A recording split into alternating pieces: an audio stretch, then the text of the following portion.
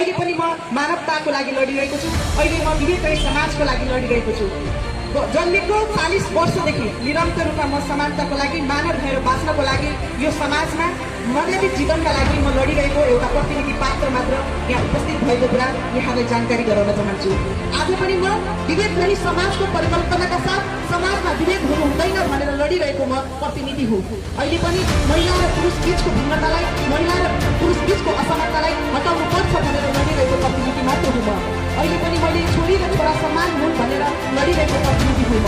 अहिले पनि जातका आधारमा स्थानीय चुनावमा कस्ता कस्ता मान्छेहरूले विजय प्राप्त गरे, स्थानीय चुनावमा मेयर कस्ता मान्छे भए, वडा अध्यक्ष कस्ता भए भनेर एउटा कान्तिपुरमा लेख आएको थियो हरियोक्ताको। मैले पनि पढेको थिएँ त्यो लेखलाई। त्यहाँ भनिएको थियो कि अधिकांश आधाभन्दा बढ्ता मेयरदेखि लिएर उपमेयरदेखि लिएर वडा अध्यक्षहरू खालको घटनाहरू चाहिँ बाहिर आयो। किनभने बल्ल अब चाहिँ दलित समुदायको युक्तिहरू त्यहाँ चाहिँ यस्तो खालको घटनाहरू बोल्न थालेका छन्। त्यसले गर्दा दलित समुदाय राज्यबाट पनि पीडित छ, गैर दलितबाट पनि पीडित छ र स्वयं आफ्नो समुदायबाट पनि महिला भएको कारणले पीडित छ। र म यसमा चाहिँ एउटा अर्को घटना पनि के गर्न चाहन्छु भने हिजो मात्रै लमाटमा पनि एउटा यस्तो प्रकारका घटना भयो र त्यहाँ पनि दलित समुदायका न्याय प्रेमी, समानता प्रेमी र अधिकार प्रेमी दाजुभाइ तथा दिदीबहिनीहरूमा म रेणु शिवापति यहाँलाई हार्दिक न्यानो अभिवादन टक्राउन चाहन्छु र यो अवसरको लागि पनि म संरक्षण आयोगलाई जीवनलाई धन्यवाद दिन चाहन्छु। म नागरिक हुँ यो देशको, तर न्याय हराएको देशको नागरिक हुँ म समानता खोजिरहेको नागरिक हुँ म, अधिकार खोजिरहेको नागरिक हुँ म, सभ्यता, मानव सभ्यता हराएको देशको नागरिक हुँ म। अहिले पनि म समानताको लागि लडिरहेको छु, अहिले पनि म मानवताको लागि लडिरहेको छु, अहिले म विभेद रहित समाजको लागि लडिरहेको छु। जन्मेको 40 वर्षदेखि निरन्तर रूपमा म समानताको लागि, मानव भएर बाँच्नको लागि, यो समाजमा मर्यादित जीवनका लागि म लडिरहेको एउटा प्रतिनिधि पात्र मात्र यहाँ उपस्थित भएको कुरा यहाँलाई जानकारी गराउन चाहन्छु। आज पनि म विभेद रहित समाजको परिकल्पनाका साथ समाजमा विभेद हुनु हुँदैन भनेर लडिरहेको म प्रतिनिधि हुँ। अहिले पनि महिला र पुरुष बीचको भिन्नतालाई, महिला र पुरुष बीचको असमानतालाई हटाउनु पर्छ भनेर लडिरहेको प्रतिनिधि मात्र हुँ म। अहिले पनि मैले छोरी र छोरा समान हुन् भनेर लडिरहेको प्रतिनिधि हुँ म। अहिले पनि जातका आधारमा विभेद गर्नु हुँदैन है 21औं शताब्दीमा भनेर लडिरहेको प्रतिनिधि हुँ म। अहिले पनि समाज किन यस्तो विभेदित छ भनेर आवाज उठाइरहेको प्रतिनिधि हुँ म। अहिले पनि समाजमा हामी धेरै परिवर्तनका कल्पनाहरू गरिरहेका छौँ। समाज यस्तो भए हुन्थ्यो, देश यस्तो भए हुन्थ्यो, यसरी चले हुन्थ्यो भनेर परिकल्पना गरिरहेका छौँ, मनभित्र रमाइरहेका छौँ, तर समाजमा भएको विभेदको अन्तका लागि कहिले पनि सोचेका छैनौँ। हामी सभ्य समाजका नागरिक, शिक्षित समाजका नागरिक भनेर हिँडिरहेको बेलामा समाजमा, सिङ्गो समाजमा एक थरी सिङ्गो समुदायहरू जातका आधारमा, लिङ्गका आधारमा विभेदित भएको कुरा हामीले देखेका छैनौँ। अहिले पनि समाजमा भएको यो विभेदलाई अन्त गर्नुपर्छ भनेर शिक्षित समाजले आवाज उठाएको भेटाएको छैन। यो मेरो मुद्दा हो, यो दलितको मुद्दा हो, दलितले भोग्नुपर्छ, दलितले उठाउनुपर्छ, यसको लागि आवाज भनेर जुन समाजले बोलिरहेको छ, तर यो सिङ्गो समाजलाई यो विभेदले कतिको असर गरिरहेको छ। यसले सिङ्गो दलितलाई मात्र होइन, सिङ्गो समाजलाई यसले असर गरेको छ भन्ने कुरा मनन गरेका छैन। त्यसले गर्दा त हो नि हाम्रो देशले बारम्बार छुवाछुत मुक्त राष्ट्र घोषणा गरेको छ। त्यसले त हो नि देशले पनि म अछुत छु, म अछुत भएको कारणले गर्दा छुवाछुत मुक्त राष्ट्र घोषणा गरेको हामीले पाएका छौँ। देश सिङ्गो देश अछुत भएको कारणले गर्दाखेरि बारम्बार छुवाछुत मुक्त राष्ट्र घोषणा गरेको छ। देश अछुत भएको कारणले गर्दाखेरि विभिन्न खालका ऐन लिएको छ। तर दुर्भाग्य, तर देश सिङ्गो देश अछुत भएर बाँचिरहेको अवस्थामा आफूले बनाएका ऐनहरूलाई, आफूले निर्माण गरेका कानुनहरूलाई कार्यान्वयन गर्न नसक्दाखेरि अहिले पनि देश विभेदित भएको कुरा यहाँहरू सबैलाई ज्ञात नै छ।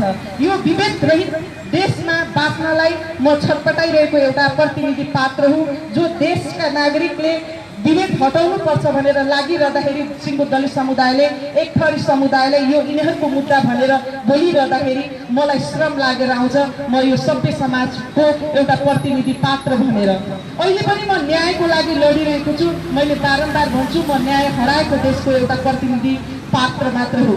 म न्यायको लागि लडिरहेको छु। अहिले पनि म न्यायको कुरा गर्दाखेरि संविधानका धारा 16 लाई हेरौँ, सम्मानपूर्वक बाँच्न पाउने अधिकारको कुरालाई त्यहाँ ग्यारेन्टी गरेको छ। म संविधानको धारा 18 लाई हेरौँ, समानताको हकको कुरा गरेको छ। म संविधानको धारा 24 लाई हेरौँ, जातीय छुवाछुत विरुद्धको हकलाई त्यहाँ उल्लेख गरेको छ।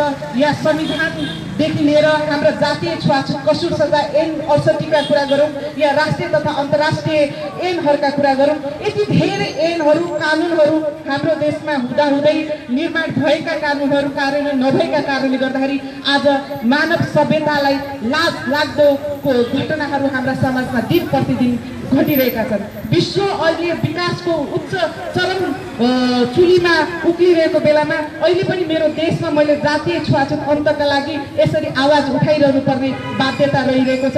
त्यसैले त मेरो देश पछाडि परेको छ कि भनेर मलाई महसुस भइरहेको छ।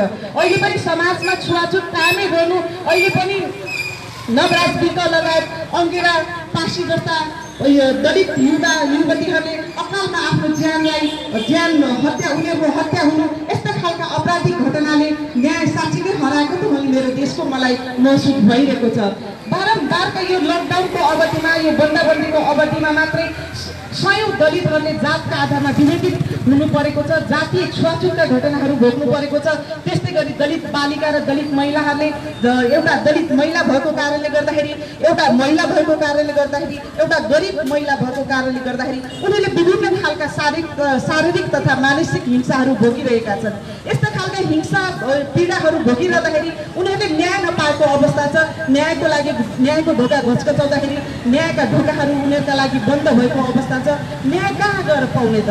मलाई बलात्कार भइरहेको छ, मैले न्यायालयको ढोका घचकाउँदाखेरि मैले न्याय नपाउने, मैले जातीय छुवाछुतका घटनाहरू म माथि घटिरहँदाखेरि मैले न्याय नपाउने। त्यसले गर्दा त्यसैले त म भन्ने गर्छु, न्याय हराएको देशको नागरिकको रूपमा म बाँचिरहेको छु, न्यायको खोजीमा म हिँडिरहेको छु र यसरी आफ्ना आवाजहरूलाई चाहिँ बुलन्द रूपमा उठाइरहेको कुरा म यहाँहरू समक्ष जानकारी गराउन चाहन्छु। अहिले पनि अन्तर्राष्ट्रिय स्तरमा कुराहरू गर्दाखेरि, छलफल गर्दाखेरि मेरो देशमा जातीय छुवाछुतको मुद्दालाई म उठाउँदाखेरि मानवहरू भएर यस्तो खालका विभेदहरू भोग्नु परेको कुरालाई उनीहरू अचम्म मान्छन्। विकासका कुराहरू गर्छन्, यन्त्रका कुराहरू गर्छन्, अन्य विकासका अन्य गतिविधिका कुराहरू गर्दाखेरि मैले मानव भएर बाँच्न नपाएको घटना सुनाउँदाखेरि अचम्म परेको अन्तर्राष्ट्रिय स्तरमा अहिले पनि मेरो देश विभिन्न अन्तर्राष्ट्रिय सन्धि महासन्धिको मा हस्ताक्षर गरेर संयुक्त राष्ट्र सङ्घको एउटा सदस्य राष्ट्र भएर हिँडिरहँदाखेरि यस्ता खालका विभेदित घटनाहरूले उसलाई लज्जित बनाएको र लज्जित महसुस नभएको कुरा मैले पाइरहेको छु। त्यसले गर्दाखेरि अहिले पनि दलित महिला जो चाहिँ अङ्गिरा प्यासी जस्ता दलित युवतीहरू, दलित बालिकाहरूले चाहिँ अकालमा उनीहरूको हत्या भएको छ। यही लकडाउनको अवधिमा या बन्दाबन्दीको अवधिमा यो मोरङको घटना भनौँ या धनकुटाको घटना भनौँ या कास्कीका घटना, यी प्रतिनिधि घटना हुन् जसले चाहिँ बालिकाहरूले चाहिँ उनीहरूलाई बलात्कार भएर न्याय नपाएको अवस्था छ।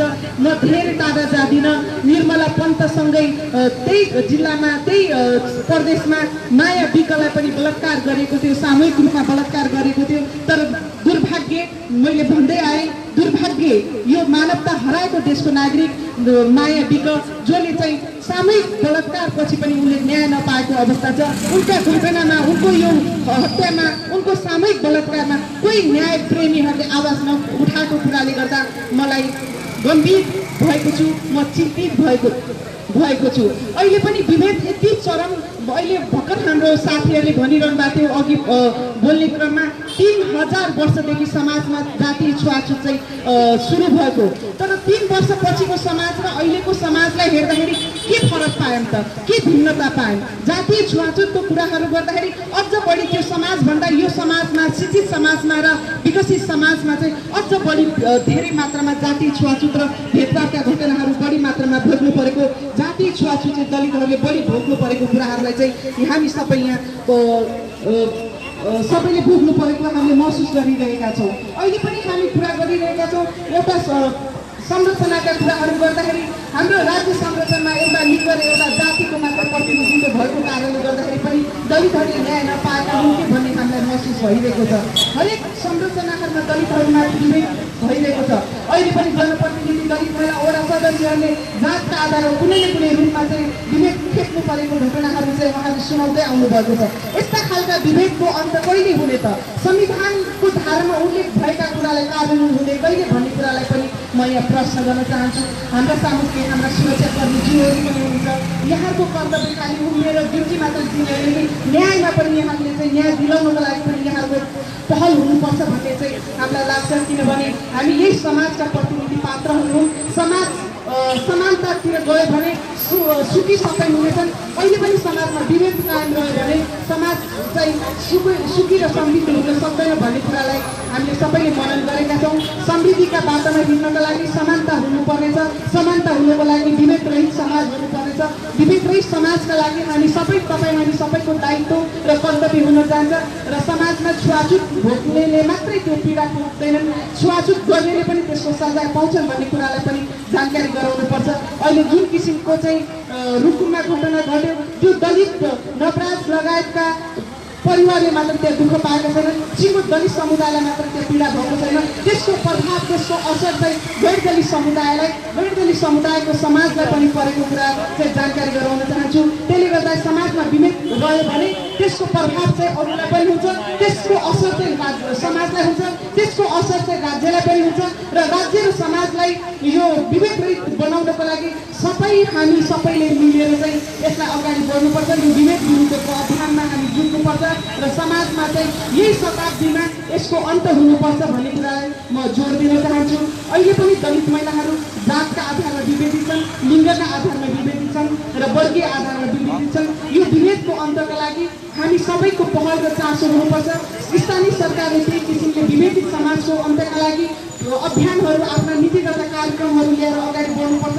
सामाजिक रूपान्तरणको लागि उनीहरूले काम गर्नुपर्छ भन्ने कुरालाई पनि म जोड दिन चाहन्छु। अहिले पनि समाजमा भएको असमानता र यो अन्यायको विरुद्धमा अभियानहरू सञ्चालन गर्नुपर्छ स्थानीय तहले पनि भन्ने कुरालाई पनि म जोड दिन चाहन्छु। यति भन्दै यो न्याय र समानताको अभियानमा हामी सबै निरन्तर रूपमा लागिरहनेछौँ र समानताका लागि सधैँभरि लड्नेछौँ। न्याय र प्रतिनिधिको लागि हामी सधैँभरि लडिरहनेछौँ भन्ने कुरा यहाँहरू समक्ष राख्दै म बिदा हुन चाहन्छु। धन्यवाद।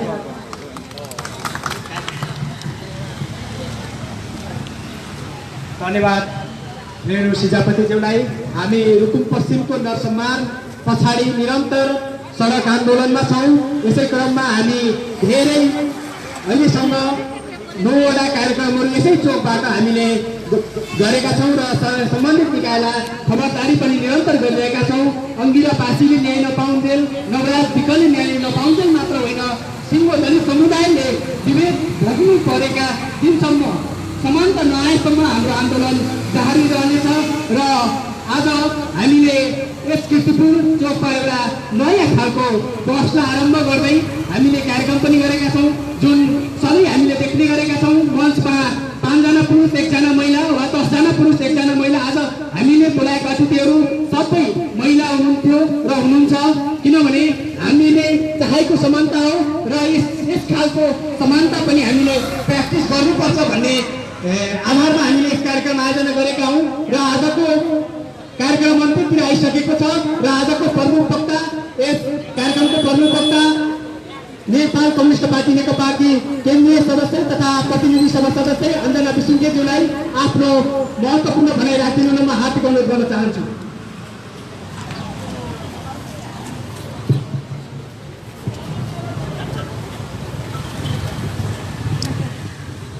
यस सडक बहस कार्यक्रमका सम्पूर्ण अतिथि महानुभावहरू, यस सडक बहसमा उपस्थित हाम्रा सम्पूर्ण उपस्थित साथीहरू, सुरक्षाकर्मीहरू, उपस्थित पत्रकार बन्धुहरू सम्पूर्णलाई एकमुष्ट रूपमा म अभिवादन टक्राउन चाहन्छु।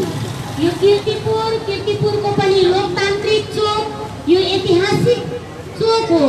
गणतन्त्र स्थापना गर्नदेखि लिएर राजतन्त्र ढाल्नेदेखि लिएर 2046 सालको आन्दोलनमा निर्णायक भूमिका खेल्ने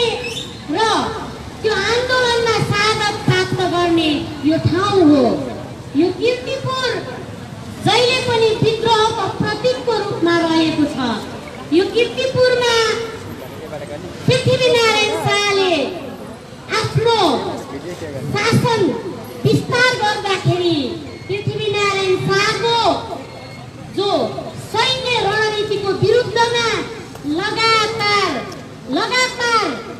सङ्घर्ष गरिराख्ने, अन्तिम क्षणसम्म सङ्घर्ष गर्ने यो कीर्तिपुर, सिङ्गो कीर्तिपुरवासी र यो सिङ्गो कीर्तिपुरको धरती विद्रोहले अङ्कित एउटा ऐतिहासिक थलो हो। यो थलोमा त्रिभुवन विश्वविद्यालयमा पढ्न आउने बौद्धिक समुदायले लगातार बहसहरू गर्ने, आन्दोलनहरू गर्ने यो थलो हो। यसलाई तपाईहरुले जिउँदै बनाइराख्नु भएको छ। त्यसकारणले गर्दा विद्यार्थी साथीहरू र यो आयोजक मित्रहरूमा यो कार्यक्रम यसरी यो ऐतिहासिक थलोलाई अझ ऐतिहासिक बनाउन सहयोग गर्नुहुने सम्पूर्ण आयोजक मित्रहरू, जो दलित विद्यार्थी, मानविकी, मानवशास्त्र, समाजशास्त्र, समाजको विषयमा अध्ययन मात्रै गर्ने होइन, आन्दोलनमा पनि भाग लिने, भौतिक रूपमा पनि भाग लिने र विचारलाई पनि परिपक्व बनाउने सम्पूर्ण आयोजक विद्यार्थी मित्रहरूलाई सर्वप्रथम म अभिवादन गर्न चाहन्छु, नमन गर्न चाहन्छु। हामी तपाईहरुले लगातार यो कार्यक्रम गरिराख्नु भएको छ। अझ अङ्किरापासी जो मधेसभित्रको पनि दलित भित्रको पनि महिला भित्रको पनि किशोरी, जो वर्गीय रूपमा पनि अत्यन्त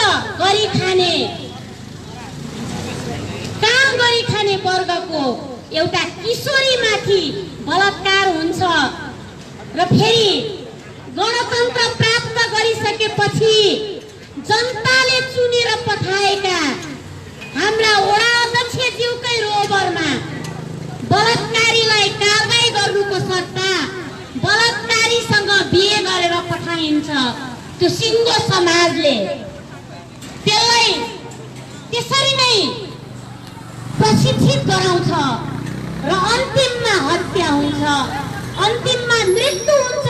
त्यो मृत्युलाई आत्महत्याको रूप दिइन्छ र फेरि पनि कारबाहीको प्रक्रिया अगाडि बढाइँदैन। आज हामीले 2 वर्ष 3 वर्ष अगाडि एउटा बहस छेडेका थियौँ। स्थानीय चुनावमा कस्ता मान्छेहरूले विजय प्राप्त गरे, स्थानीय चुनावमा मेयर कस्ता मान्छे भए, वडा अध्यक्ष कस्ता भए भनेर एउटा कान्तिपुरमा लेख आएको थियो हरिरोक्काको। मैले पनि पढेको थियो त्यो लेखमा। त्यहाँ भनिएको थियो कि अधिकांश आधा भन्दा बढ्ता मेयरदेखि लिएर उपमेयरदेखि लिएर वडा अध्यक्षहरू जग्गा व्यापारी, घर जग्गा व्यापारी, दलालहरूको प्रतिनिधित्व बढी भयो भनेर त्यहाँ लेख आएको थियो। त्यो पनि ठेक्का पट्टा गर्नेहरूको नाम शुद्ध छापिएर आएको थियो। त्यो बेला मेरो नाक खुम्चिएको थियो, म शर्मले मैले टाउको निहुराएको थिएँ। त्यसभित्र मेरा पार्टीका पनि परेका थिए, मेरा विपक्ष पार्टीका पनि परेका थिए, अन्य पार्टीका पनि परेका थिए।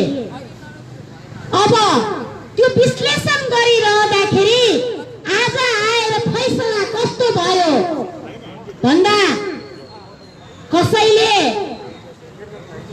पासीको हकमा बलात्कारीसँग बिहे गराउने चाँजो पाँजो वडा अध्यक्षले मिलाइदिए।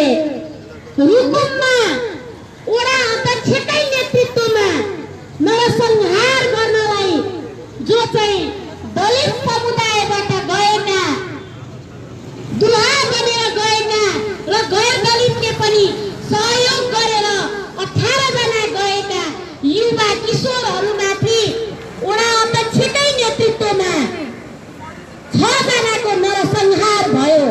त्यहाँ पनि पार्टीले टिकट दिएर थिए। त्यसैले गर्दा आज हामी गम्भीर हुनु परेको छ कि हामीले कस्तो मान्छेलाई जितायौं, कस्तो मान्छेलाई उठायौं र यो सिङ्गो समाज कतातिर गइराखेको छ, हामीले के गर्यौं, त्यसको भागीदार एउटा नेता मात्रै छ कि त्यसको भागीदार सामान्य जनता पनि छन्। आज हामीले पछाडि फर्केर हेर्नुपर्ने अवस्था आएको छ। त्यसैले गर्दा एक ठाउँमा एउटा कुरा भनिएको थियो, जनप्रतिनिधि जब उठ्छ चुनावमा त्यसपछि ऊ एक्लै हुन्छ रे। चुनावमा टिकट लिएर आएपछि ऊ एक्लो बन्छ। त्यो चुनावमा टिकट लिएको दिनमा त्यो एक्लो बन्छ र उसलाई एक्लो बनाइन्छ। तँलाई मेरो भोट चाहिन्छ भने, मैले भोट तँलाई दिने हो भने मेरो क्लबमा यसो गरिदिनु पर्यो, पार्टीमा मलाई यो पद दिनु पर्यो। कार्यकर्ताले हुर्की लाउँछन्। त्यस पछाडि सम्पूर्णले आफ्नो तत्काबाट बार्गेनिङ सुरु हुन्छ र ऊ एक्लो बन्छ र उसले सबैतिर किन्नतिर लाग्छ। त्यो किन्ने पैसा जोसँग हुन्छ त्यो जित्छ भनेर अर्को आर्टिकल पनि पढेको थिएँ मैले। आज यसको भागीदार हामीले हुनु परेको छ, किनकि हामीले भोट पनि बेचेछौँ, हामीले इमान पनि बेचेछौँ र हामीले बलात्कार गर्न उत्साहित गर्नेहरूलाई संरक्षण गर्नेहरूलाई जिताएछौँ। यो दोष अब मैले कसलाई दिने? म आज पनि सोचिराखेको छु कि चुनावमा अब इमानदार मान्छे कसरी लड्ने र चुनावमा मेरो टोललाई, मेरो क्लबलाई 5 लाख दिने हो भने मेरो 100 वटा भोट छ भन्नेहरूलाई मैले के भन्ने र त्यसरी भोट किनेकाहरूलाई मैले कति खबरदार गर्ने? यो सिङ्गो चुनावी प्रक्रिया जुन ढङ्गले अगाडि बढिराखेको छ, यसले सिङ्गो उत्पीडित समुदाय, गरी खाने समुदाय, पैसा नभएका गरिबहरू, महिलाहरू, दलितहरू कहिल्यै चुनाव जित्दैनन्। अनि जित्ने कसले त?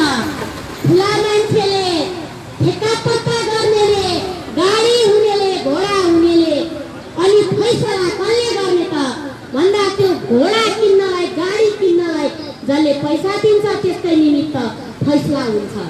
त्यसैले गर्दाखेरि आज यो खेलमा जो रुमल्लिरहेको छ, सिङ्गो राजनैतिक पार्टी, सिङ्गो समाज, सिङ्गो दल यो ढङ्गले अगाडि बढिरहेको छ, यसको विरुद्धमा हामी यदि भागेनौँ भने हाम्रो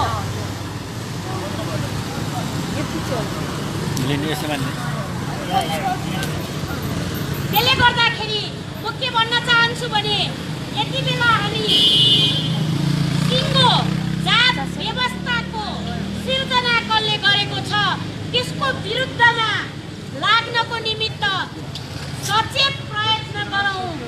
हामीले सिङ्गो बाटो मात्रै निर्माण गर्ने होइन, बजेट भाषणमा खाली बाटो सिँगार्ने कुरा हुन्छ। तपाईँ हाम्रो दिमाग सिँगार्ने कुरामा पनि, दिमागमा फोहोर मैलाहरू ढल जमेको छ भने त्यसलाई सफा गर्ने कुरामा पनि, हाम्रो बजेट खर्च गर्ने कुरा, तपाईँ हामी जुन ठाउँमा छौँ त्यही ठाउँबाट उठेर त्यही ठाउँबाट आफ्नो आवाज उठाउँ र म सिङ्गो महिलाहरूको निमित्त, सचेतनताको निमित्त र संविधानमा लेखिएका कुराहरू, संविधानमा दिएका अधिकारहरूलाई कसरी व्यवहारमा प्रयोग गर्ने भन्ने कुरामा पनि पैसा खर्च गर्ने हो कि त्यो कुरामा पनि बुद्धि खर्च गर्नको निमित्त पनि हामीले बजेट छुट्याउने हो कि आज हामीले त्यो ढङ्गले सोचेनौँ भने यो सिङ्गो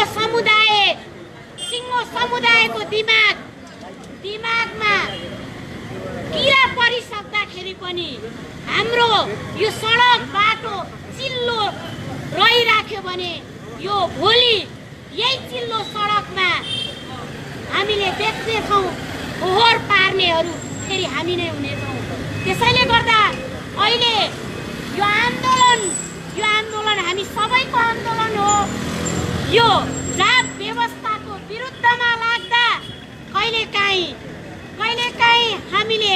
हामी बिचकै विभाजनहरूलाई खपिराखेका छौँ र मैले अर्कोलाई सम्मान गरिनँ भने अर्कोले पनि मलाई सम्मान गर्दैन र सिङ्गो समुदाय विभाजन भयो भने न्याय पाइँदैन।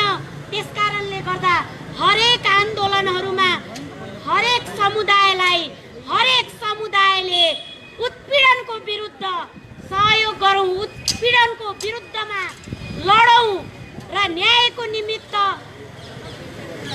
सबै एकजुट भएर हाते माउलो गरौँ र यो आज बलात्कारको विरुद्धमा, यो आज जात प्रथाको विरुद्धमा आज मधेसीहरूलाई अहिले पनि हामीले देखिराखेका छौँ। अस्ति मात्र एकजना मधेसको साथी फलफुल बेचिराख्नु भएको थियो। एकजनाले आएर भन्यो, ए भैया कतिमा दिन्छस् भन्यो। जसलाई उसले भैया भनेको थियो त्यो मधेसको साथी जो टोकरीमा फलफुल ल्याउनु भएको थियो उहाँको सेतै कपाल फुलेको थियो। जसले उहाँलाई भैया भन्यो त्यो मान्छे किशोर अवस्था बल्ल बल्ल पार गरेको थियो। तर त्यसले बोलेको शब्द र उसले भनेको शब्दले वास्तवमा मानवीयताको उजागरण कहीँ पनि गरेको थिएन। र मैले सोचेँ वास्तवमा यो काठमाडौँ उपत्यका भित्र छिरेपछि एउटा मधेसबाट प्रतिनिधित्व गर्ने साथीले यो पहाडेलाई कसरी बुझ्छ होला, कसरी हेर्छ होला, कति उसभित्र रिस उठ्छ होला, मैले कल्पना पनि गर्न सकिनँ। किनकि यति त दलित समुदायबाट प्रतिनिधित्व गर्ने दलित समुदायका मान्छेहरूलाई पनि भनिँदैन होला। त्यति धेरै अपमान दिन प्रतिदिन गरिराखेको छ। यसो गर्दा उहाँहरूको दिमागमा कुन चिन्तनले, कुन सोच अगाडि बढ्छ होला, हामीलाई कसरी हेर्नुहुन्छ होला, हामीलाई पनि पर्दा कति न्यायको शब्द बोल्नुहुन्छ होला, उहाँहरूभित्र कति पीडा हुन्छ होला। त्यसैले गर्दा हर मान्छेलाई भन्दाखेरि, हर मान्छेलाई अपमान गर्दाखेरि म त्यो ठाउँमा त्यो मान्छे भइदिएको भए मैले के सोच्थेँ होला भनेर जतिखेर मान्छेले सोच्न छोड्छ त्यति बेला त्यो मान्छेको रूपमा शरीर मात्रै हुन्छ, ऊ मानव हुँदैन, ऊ जम्मी प्राणी मात्रै हुन्छ। त्यो प्राणी भनेको त्यसको चेतना स्तर खतम हुन्छ। त्यसले निर्णय गर्ने भनेको पशुवत निर्णय नै हो। त्यसैले गर्दा पशुबाट मान्छेमा रूपान्तरण भएको र सामाजिक रूपान्तरण ल्याउने जो सिङ्गो समाजको एउटा अङ्गको रूपमा, मानव जातिको रूपमा हामी हजारौँ हजार लाख वर्षपछि मान्छे बनेर जन्मियौँ। यो मान्छेको इतिहासलाई, यो मानवतालाई फेरि अहिले कुनै पनि धर्म, कुनै पनि जाति, कुनै पनि पार्टी, कुनै पनि लैङ्गिक हिसाबले मान्छे नबनाउने खेलमा कोही पनि नलागौँ र सबै मान्छेलाई सम्मान गरौँ भन्ने भनाइ राख्दै यो हरेक आन्दोलनमा हाम्रो पूर्ण समर्थन हुनेछ। सक्रियतापूर्वक हामी लाग्नेछौँ। अन्ततः परिवर्तन असम्भव भन्ने छैन। परिवर्तन एक दिन हुन्छ। त्यो आज गर्ने हो कि त्यो भोलि गर्ने हो त्यो हामीमा निर्भर गर्छ। जति हामीले आन्दोलनमा सहभागी बन्यौँ, जति धेरै अन्यायको विरुद्धमा आवाज उठायौँ, त्यति धेरै अन्यायलाई हामीले निस्तेज गर्न सक्छौँ। यो अभियानमा हामी सबै लागौँ र यो आयोजक मित्रहरूले मलाई बोल्न दिनुभएकोमा धन्यवाद दिँदै आगामी दिनहरूमा अझ यहाँका स्थानीय साथीहरूसँग पनि हातेमाउलो गर्दै यो अभियानमा साथ दिनको निमित्त हामी पनि तयार छौँ र स्थानीय साथीहरूलाई पनि जोड्नको निमित्त त्रिभुवन विश्वविद्यालय अन्तर्गत सम्पूर्ण विद्यार्थी मित्रहरूलाई नेताहरूलाई अनुरोध गर्दै तपाईँहरूलाई फेरि धन्यवाद दिँदै यहाँबाट बिदा हुन्छु। हस्त धन्यवाद।